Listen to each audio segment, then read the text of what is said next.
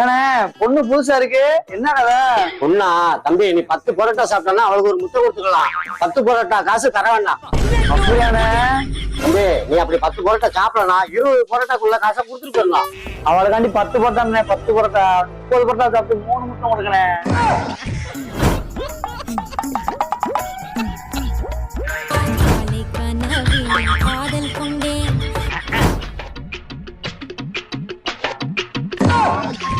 ஏய் பரோட்டா கொண்டு வா.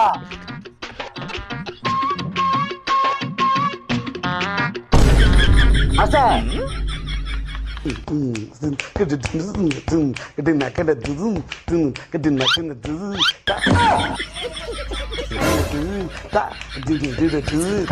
அண்ணே முடியல, 7 பரோட்டா சாப்பிட்டோம்ண்ணே, கையில முத்தம் கொடுத்துக்கிறேண்ணே. கையிலையா? செருப்பால் அடிப்பேன்.